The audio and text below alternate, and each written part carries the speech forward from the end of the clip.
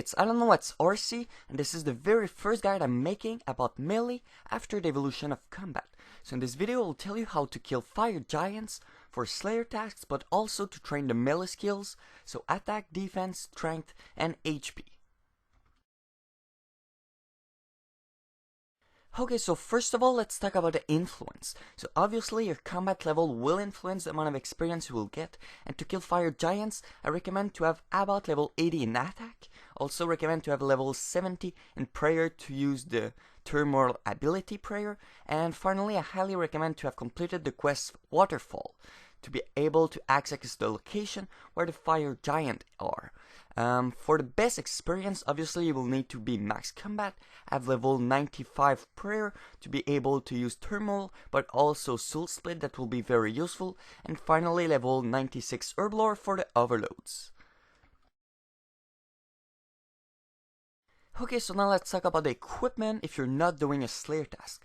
So for the equipment in the cape slot, you'll want to have a completionist cape, a max cape. If you don't have them, then you'll want to have a Tokor call. Then if you don't have it, fire cape, skill cape, or hobby cape.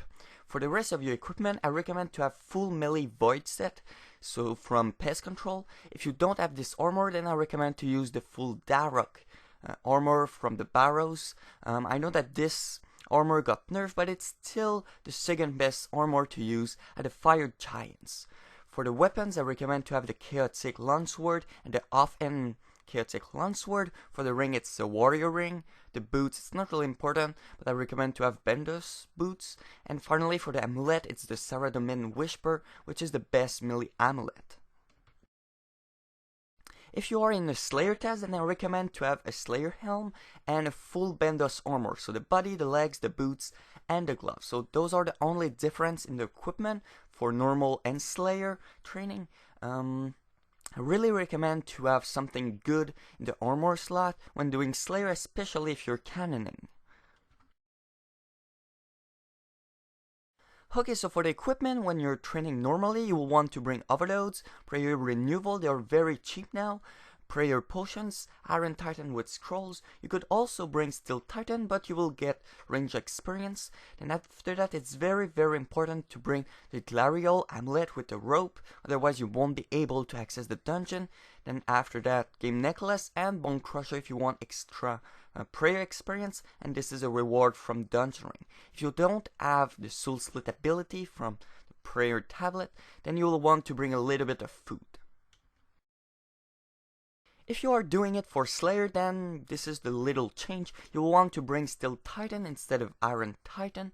You will also want to bring a full cannon set, so cannon with cannonballs, and yeah, that's pretty much the difference. The place where you will kill the fire giants is in the waterfall dungeon, and the fastest way to get there is to simply use a game necklace and select the barbarian outpost option, then simply run south. Okay, so those are the abilities I recommend to have in your action bar. So 6 of them are regular attacks, and 2 of them, the overpowered and the berserker, are ultimate attack that you can only cast when your adrenaline bar is full. You could also use momentum, but I don't really recommend it. Okay, so first of all, from any location, use your game necklace to be teleported to the barbarian outpost, and once you're there, you will want to run south of this location to the waterfall. Now there is a little trick. You will want to enter the house, then use the raft there, and after using the raft, you will crash on this little island. Then use the rope on the rock there. It's very important, otherwise you will fall into the waterfall. Then use the rope on the little tree and enter the dungeon. So once you're there, if you have a cannon, so if you're doing a Slayer task, you'll want to put it right there when I'm showing you in this little video.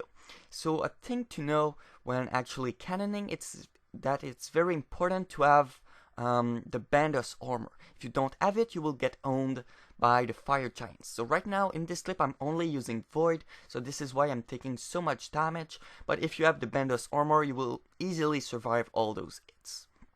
So yeah, it's normal if I'm getting owned in this little video. So once you're there, simply pray turmoil, put soul split if you need it, if your health is low. Also, don't forget to bring your overload, drink a dose of your prayer renewal, set your left click of your familiar to special attack, and there you go. All you need to do now is to spam click the little numbers. The numbers to the right are more important, so the abilities are better than the ones to the left.